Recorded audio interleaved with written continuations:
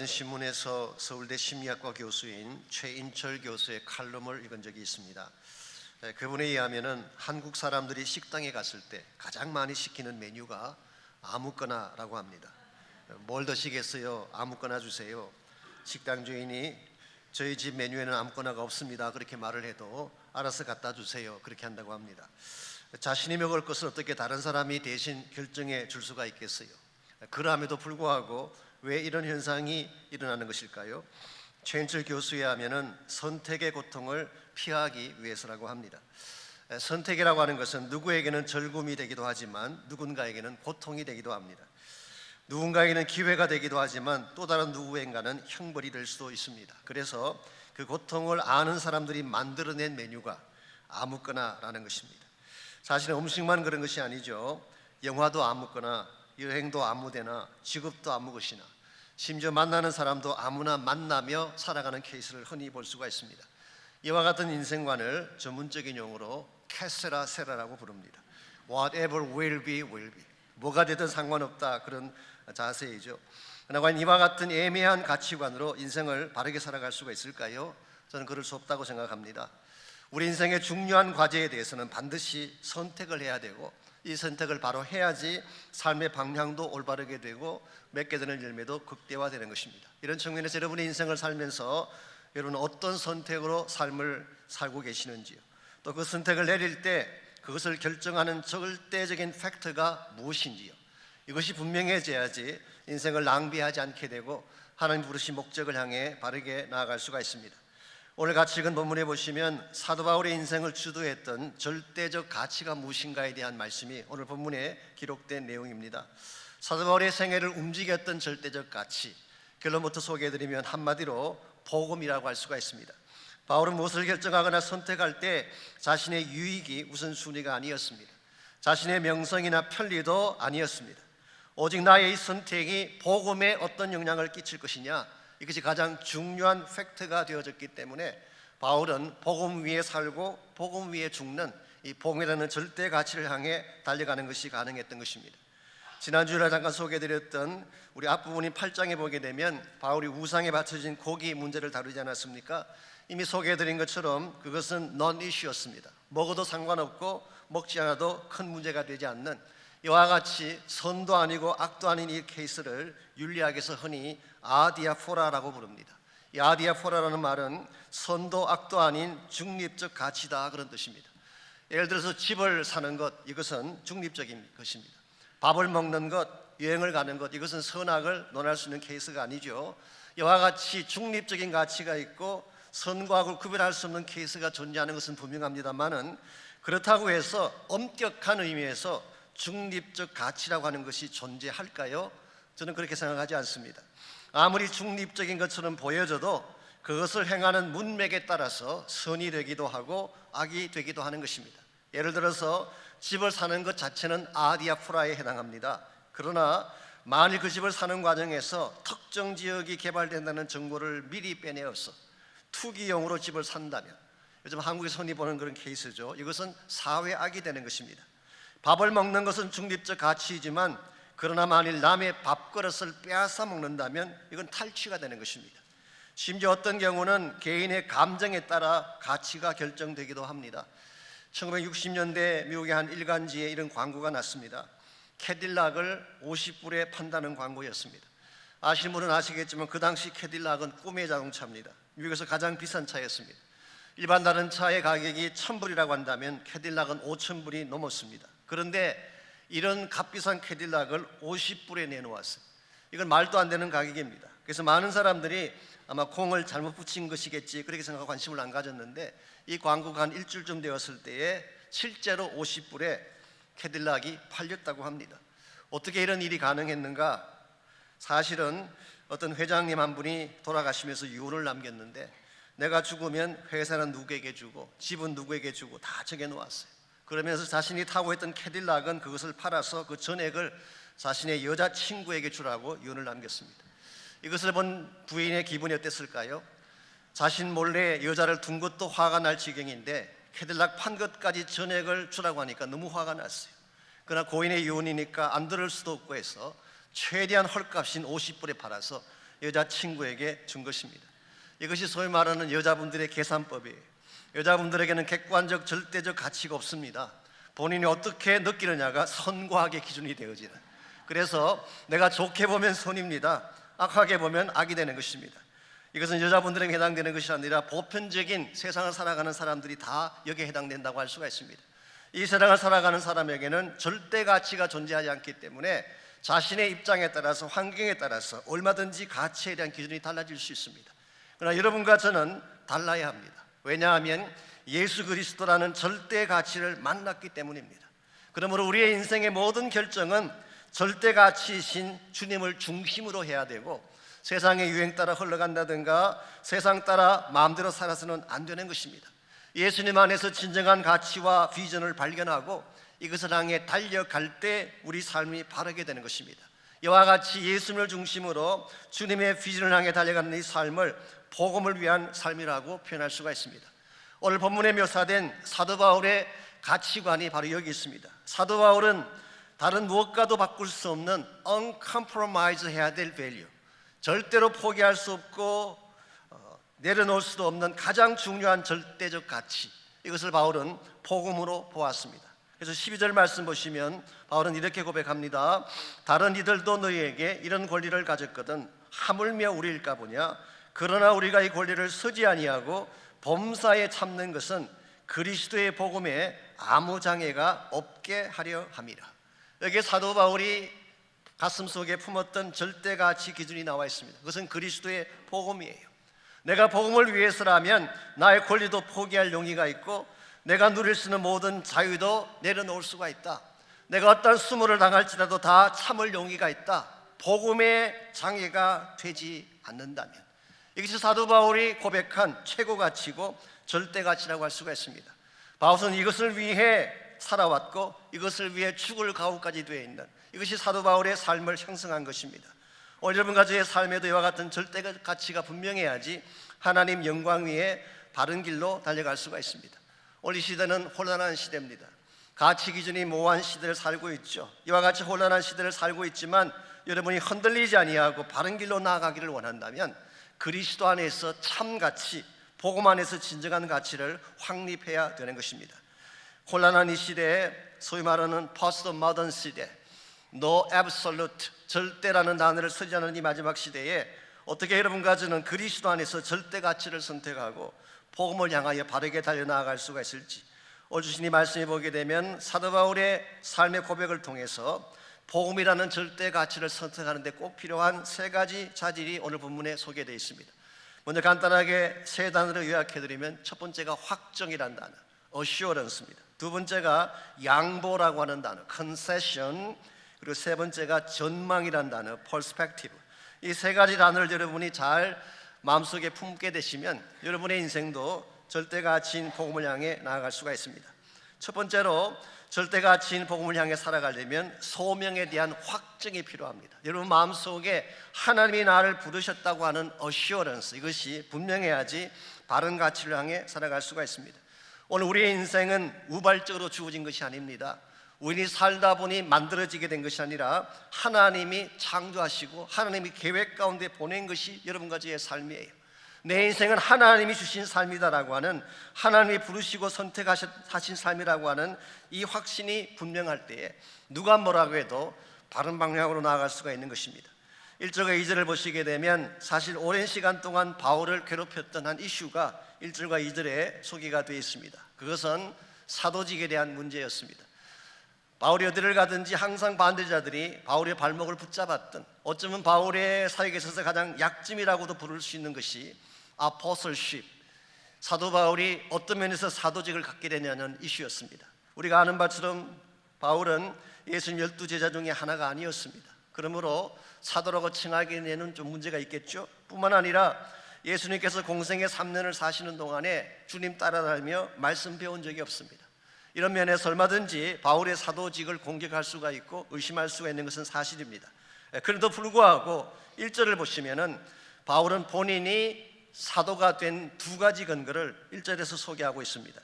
내가 자유인이 아니냐, 사도가 아니냐, 예수 우리 주를 보지 못하였느냐, 주 안에서 행한 나의 일이 너희가 아니냐 그랬어요.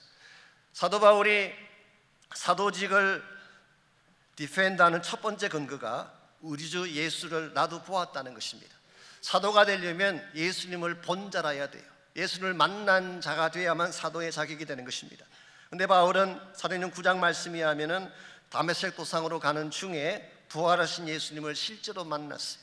이것은 주관적인 체험이 아닙니다. 상상적인 체험이 아니라 사도행전 9장 말씀을 쭉 읽어보게 되면 실제로 같이 가던 자들도 함께 목격했던, 이것은 객관적인 예수를 만난 사건이라고 할 수가 있습니다. 뿐만 아니라 바울에게는 사역의 열매가 있었어요. 사도가 되려면 복음을 전가하고 복음 사역의 열매가 있어야지 사도로 인정받을 수가 있습니다.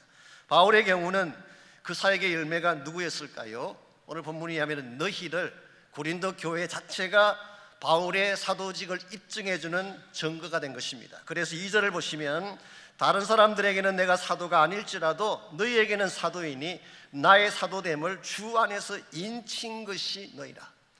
다른 사람들은 다 나의 사도직에 대해서 왈가왈부할지 몰라도 너희들은 그럴 수가 없다. 왜냐하면 나의 사도직을 시일한, 프루븐한 사람들이 바로 너희들이기 때문이다. 고린도 교회라고 하는 열매는 누구도 부인할 수 없는 바울의 사도직에 대한 증거가 된 것입니다. 그랬기에 3절 보시면 나를 비판하는 자들에게 변명할 것이 이것이다. 이게 변명이라고 번역한 이 단어가 아폴로기아라는 단어, 여기서 나온 유명한 영어가 apologetics, 변정이라는 단어가 여기서 나왔어요. 이 변정이라고 하는 것은 어떤 이슈에 대해서 defend하는 것입니다. 어떤 이슈에 대해서 합리적으로 논리적으로 답변하고 defend하는 것을 apologetics라고 합니다. 그래서 영어 성경인 NIV를 보게 되면 오늘 3절을 이렇게 번역했어요. This is my defense. 이것이야말로 누구도 시비를 걸 수 없는 나의 디펜스다, 그렇게 번역을 했습니다. 사도 바울의 사도직, 그것은 바로 고린도 교회 자체가 입증을 해주었고 또 예수를 만났다는 사건 자체가 입증해 준 것입니다. 이 말씀을 좀 더 정확하게 표현하면 이런 표현일 수가 있습니다. This is my defense from God. 하나님으로부터 주어진 나의 디펜스다, 그렇게 말할 수가 있어요. 갈라디아서 1장 1절에 보게 되면 이에 대해서 좀 더 자세한 기록을 소개하고 있습니다. 사람들에게서 난 것도 아니요 사람으로 말미암은 것도 아니요 오직 예수 그리스도와 그를 죽은 자 가운데서 살리신 하나님 아버지로 말미암아 사도된 바울은 그랬어요. 사람들이 뽑아주어서 사도된 게 아니라, 사람들이 투표해서 선정했기 때문에 사도직을 갖게 된 것이 아니라 하나님 아버지로 말미암아 사도되었다. 여기서 바울은 자신에게 주어진 사도직이 인간으로부터 기원된 것이 아니라 신적 기원, divine origin, 하나님으로부터 온 사실을 밝히고 있습니다.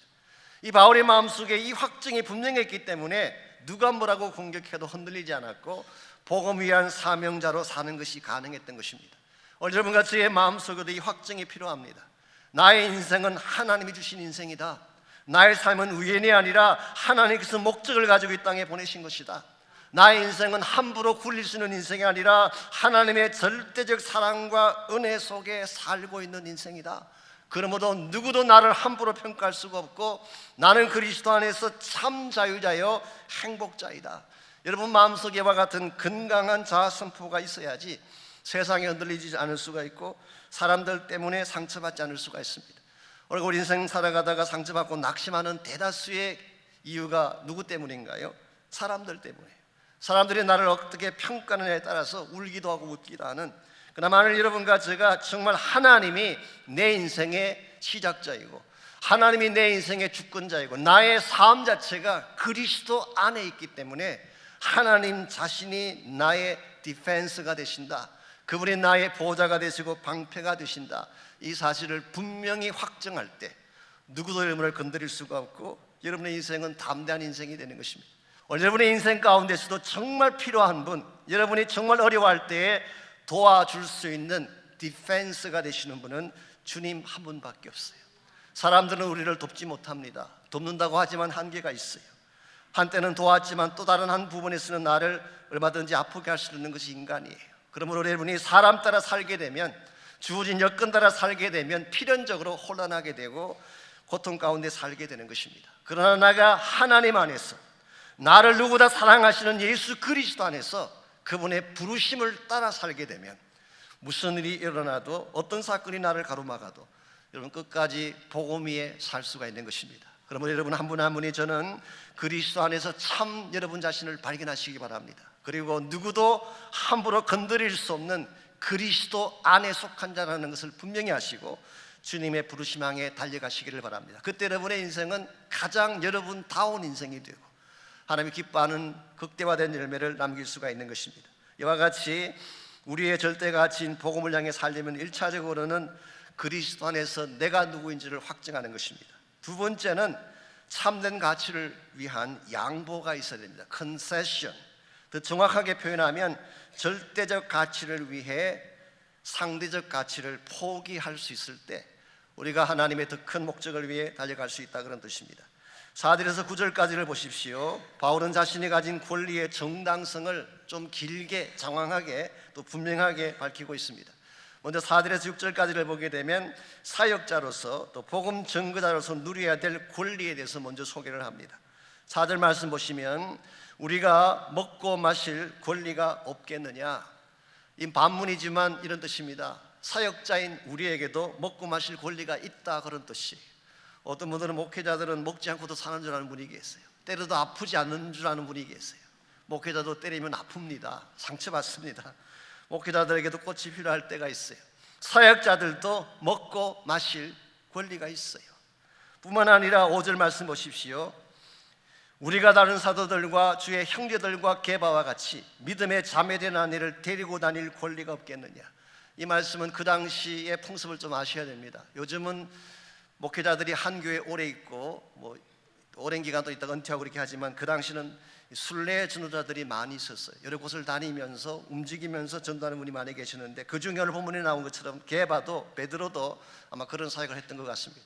그때는 가족이 같이 다닙니다. 자기 부인도 같이 가고 혹시 아이들이 있다면 아이도 같이 다닙니다. 그때에 자기 부인과 아이들에게 필요한, 가족들과 같이 다니면서 필요한 모든 것들을 교회가 다 지원해 주었어요. 이 사실을 바울이 밝힌 것입니다. 6절 말씀, 어찌 나와 바나바만 일하지 아니할 권리가 없겠느냐. 아신 대로 바울은 일하면서 사역했습니다. 텐트 메이킹, 장막 짓는 일을 하면서 복음을 섬겼어요. 그런데 실제로는 그렇게 하지 않고도 교회가 주는 사례를 받아서 살 권리가 바울에게 있었어요.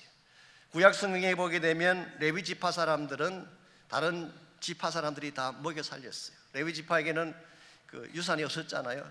할당된 땅이 없었기 때문에 다른 지파 사람들이 그들을 먹여 살렸어요. 신약 성경에 보게 되면 사역자들에 대한 생활비는 교회가 제공했었어요. 바울도 이것을 누릴 권리가 있다는 뜻이에요. 여러분 오해하지는 마십시오. 이 말을 가지고 바울이 돈 밝힌다, 물질 밝힌다 그렇게 하시는 것은 굉장히 잘못된 판단입니다. 나중에 나오지만 우리 15절에 보게 되면 차라리 죽을지언정 그랬어요. 바울은 절대 그때 말하는 것이 아닙니다. 사도 바울의 핵심은 이것입니다. 나에게 이와 같은 권리가 있고 이와 같은 권리를 주장할 정당성이 있지만 복음을 위해서, 복음의 장애가 되지 않도록 하기 위해서 이것을 포기했다는 것입니다. 한 가지 참 안타까운 현실은요, 이 사도 바울이 이와 같이 사례도 받지 않고 본인이 직접 일하면서 노동하면서 사역을 했음에도 불구하고 비판자들이 어떻게 비판했는지 아세요? 그 봐라, 당신이 사도가 아니니까, 퀄리피케이션이 안 되니까 공개받지 못하는 것 아니냐, 이런 비판자들이 고린도 교회 안에 있었어요. 이거야말로 정말 억장이 무너지는 그런 비판이죠.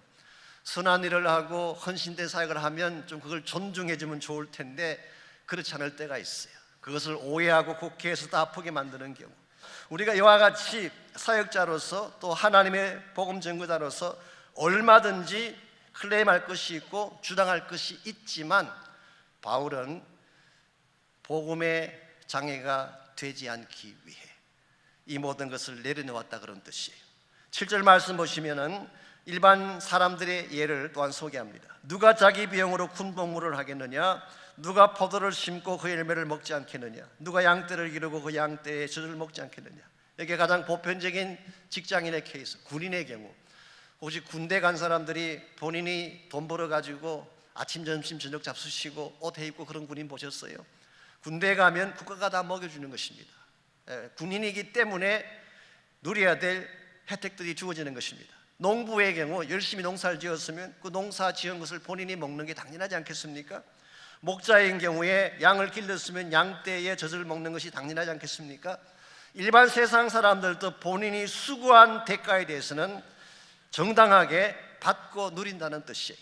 심지어 8절 9절을 보게 되면 율법의 예까지 바울은 들고 있습니다. 신명기 25장 4절 말씀을 인용했는데요, 보통 때는 소를 입에 망을 씌워서 이렇게 데리고 다닙니다. 이 망을 씌운다는 것은 멋절, 이 소의 입을 덮는 것을 말하는 것입니다. 그런데 이 소가 곡식을 떨 때는, 추수기가 와서 곡식을 밟고 떨 때는 망을 씌우지 못하도록 율법이 규정하고 있어요. 왜 그랬을까요? 곡식을 떨면서 먹게 하기 위해서 그런 것입니다. 소에게도, 곡식을 떠는 소마저도 본인이 일한 것에 대해서 정당한 대가를 받을 권리가 있다, 이것을 말한 것입니다. 한마디로 종합하면 바울은 나에게 주어진 권리가 무엇이든지, 내가 클레임할 수 있는 정당성이 어떠한 것이든 이 모든 것을 절대 가치인 복음을 위해서라면 내려놓을 용의가 있다는 거예요. 여기서 사실은 바울의 인생을 위대하게 만든 것입니다. 나에게 충분하게 클레임할 수 있는 권리가 있고 특권이 있고 자유가 있지만 내가 이 모든 권리를 사용하지 아니하고, 심지어 사람들이 나를 인설팅하는, 나를 모욕하고 나를 핍박하는 이와 같은 악한 일들을 준다고 할지라도 이 모든 것을 참는 한 가지 이유, 그것은 절대적 가치를 위해 내가 누릴 수 있는 상대적 가치, 보편적 가치를 내려놓는다는 고백이에요. 이 고백이 있는 사람이라야지 하나님 위에 바르게 살 수 있다는 것입니다. 사실 여러분과 저도 복음을 받고 하나님 은혜를 받고 사는 사람 아닙니까? 우리 하나님께 큰 은혜를 받으면서도 하나님의 복음을 위해서 포기하는 데 있어서는 참 약해요. 인색해요. 받는 것에 대해서는 굉장히 간절한데 하나님의 복음을 위해서 나를 내어드리는 데 대해서는 굉장히 인색해요. 어떤 분이 말씀하신 것처럼 포기는 김장할 때만 필요한 게 아니에요. 여러분의 크리스찬 삶에도 필요한 것이 포기예요. 복음을 위해 바로 살려면 여러분의 자존심이나 여러분이 하고 싶은 것을 내려놓아야 돼요. 참된 사랑의 열매를 맺기를 원한다면 여러분이 주장하고 싶은 건 내려놓을 수 있어야 돼요. 우리 가정이 행복한 가정이 되기를 원한다면 내 특권을 다 내려놓아야지 우리 가정이 행복하게 되는 것입니다. 이와 같이 하나님 부르심 앞에 바르게 순종하고 참가치인 복음을 향해 살아가기를 정말 원한다면 절대적 가치를 위해 상대적 가치, 보편적인 가치를 양보할 수 있어야 됩니다. 마지막 세 번째로 우리가 절대적 가치인 복음을 향해 살아가려면 이 가치에 대한 바른 전망을 가져야 됩니다. 바른 뷰가 있어야 돼요. 미래에 대한 바른 뷰가 있어야 돼요. 10절 말씀 보십시오. 오로지 우리를 위하여 말씀하심이 아니냐, 과연 우리를 위하여 기록된 것이니 밭 가는 자는 소망을 가지고 갈며 곡식 떠는 자는 함께 얻을 소망을 가지고 떠는 것이라고 했어요. 자, 밭을 가는 사람, 곡식을 떠는 자가 소망을 가지고 이것을 한다. 영어 성경 보시면은 in hope of sharing harvest, 추수에서 얻게 될 그 자신의 몫을 나누어 가질 소망을 말하는 것입니다. 여러분과 저에게는 이것이 좀 덜 와닿을지 모르지만 유대인들에게는 이 표현이 굉장히 와닿는 표현이에요. 왜냐하니까 유대 사회에서 가장 큰 절금의 상징이 뭐냐고 하면 추수가 끝났을 때 추수한 사람들이 하비스트를 나누어 갖는 거예요. 그리고 무엇을 탈취했을 때에 탈취물들을 나누어 갖는 기쁨, 이것이 유대인들이 일반적으로 표현하는 가장 극대치의 기쁨에 대한 표현입니다. 이사야 9장 3절에 보게 되면 여기에 대한 좋은 예가 하나 나와 있어요. 주께서 이 나라를 창성하게 하시며 그 즐거움을 더하게 하셨으므로 추수하는 즐거움과 탈취물을 나눌 때의 즐거움 같이 그들이 주 앞에서 즐거워한다고 했어요. 하나님의 나라가 회복될 때의 즐거움을, 흑암 권세 가운데 있던 자들이 큰 빛으로 나와서 광명을 얻게 되는 즐거움을 추수할 때의 즐거움과 탈취물을 나눌 때의 즐거움으로 비유한 것입니다. 그만큼 유대인들에게는 추수의 열매를 나누는 것이 큰 가치요 굉장한 즐거움의 근거가 됐습니다. 그런데 오늘 본문에서 바울이 강조하고 싶은 것이 무엇일까요? 우리가 생각할 수 있는 최대 차원의 즐거움이 추수의 몫을 나누는 것인데 그것보다 더 큰 기쁨의 열매가 있음을 바울은 밝히고 싶어 하세요. 그게 11절 말씀입니다. 우리가 너희에게 신령한 것을 뿌렸은즉 너희의 육적인 것을 거두기도 과하다 하겠느냐. 여기서 바울이 말하는 신령한 것을 뿌렸다는 것이 뭘 말할까요? 복음의 씨를 말하는 것입니다. 농부가 밭에 씨앗을 뿌리고 그때 추수했을 때 누리게 될 기쁨에 대한 전망을 소망으로 삼는 것과는 비교할 수 없는, 바울은 신령한 것인 복음의 씨앗을 뿌렸을 때 그때 나타나게 될 생명의 열매에 대한 것을 말하는 것입니다. 이것은 우리가 상상할 수 있는 즐거움을 초월한 모든 즐거움을 다 넘어설 수 있는 최상의 즐거움, 이것이 바로 신령한 씨앗을 뿌리고 그것을 통해 거두게 될 생명의 열매를 가졌을 때 주어질 즐거움을 말하는 것입니다. 여러분과 제가 인생을 살아갈 때에 이 전망에 대한 다른 비유가 필요해요. 왜 돈을 버냐? 만약 잘 먹고 잘 사는 것이 돈 버는 이유라면 여러분은 세상적인 범위를 벗어날 수가 없어요. 근데 만약 여러분이 일하고 돈 버는 이유가 생명의 열매를 거두기 위한 것이라고 한다면 이번 하나님 나라 비전을 향해 사는 자가 되는 것입니다. 우리의 인생은 우리에게 주어진 것이니까 시간이든 물질이든 마음대로 사용할 수 있긴 해요. 그러나 여러분이 어디에 어떻게 투자하느냐에 따라서 맺게 될 결실과 열매는 분명히 달라지는 것입니다. 여러분이 세상 따라 편하게 살기를 원한다면 그렇게 살아도 돼요. 그러나 그렇게 살았을 경우에 인생을 다 산 후에 남길 신령한 열매는 없을 가능성이 많습니다. 저희 교회 추천도서 중에 제이슨 미첼이 쓴 쉬운 예수는 없다는 책이 있습니다. No Easy Jesus라고 하는 책. 저희 교회 한 교구가 이 책 전체를 구독해서 읽고 소감을 나누는 그런 시간도 가졌는데요. 그 책의 주제가 한마디로 이런 것입니다. 쉬운 삶이 아니라 좋은 삶을 선택해야 된다. 쉬운 삶이라고 하는 것은 세상 사람들이 살아가는 삶의 패턴을 말합니다. 쉽게 살면 편하기는 해요. 그런데 그와 같은 삶에서는 맺을 열매가 없다는 뜻이에요. 우리가 정말 추구해야 될 것은 쉬운 삶이 아니라 하나님이 기뻐하실 좋은 삶을 선택하는 것. 그래서 제이슨 미첼에 의하면은 이와 같이 쉬운 삶은 바쁘긴 하지만 지루하다, 그런 표현을 했어요. 많은 걸 해요. 분주해요. 하루 수십 시간씩 뛰고 일하고 만나고 그렇게 해요. 그게 굉장히 바쁘긴 한데 지루해요. 왜냐하니까 진짜 맺어야 될 기쁨의 열매가 없기 때문에, 허무함의 열매밖에 없기 때문에 그런 것입니다. 여러분께서 아무리 많은 시간을 투자하고 많은 물질을 가져도 여러분의 그 투자가 참된 가치와 연결되지 않게 되면 그것은 아무런 열매를 맺을 수가 없습니다. 우리가 정말 연결해야 될 참된 가치, 절대적 가치가 누구일까요? 바로 예수 그리스도십니다. 우리의 삶이 진정한 가치, 절대 가치인 그리스도에게 커넥트 되어지는 순간 우리 인생의 전망이 달라지게 됩니다. 맺게 될 열매의 내용이 달라지게 됩니다. 이 세상에 썩어질 열매가 아니라 하나님 나라의 영원한 열매가 맺혀지는 것입니다. 여러분과 제가 진실로 이와 같이 주님이 기뻐하는 하나님 나라 비전이 있는 바른 열매를 맺기를 정말 원한다면 여러분 한 분 한 분이 제자가 되셔야 돼요. 여러분과 제가 참 가치이신 그리스도 안으로 들어와서 주님 만나고 그분 안에서 진정한 비전을 발견하고 그 부르심을 향해 여러분의 삶을 투자하고 드리며 살아갈 때 여러분의 인생은 진정한 가치 있는 인생이 되어지고 하나님 영광을 위한 삶이 되게 되는 것입니다.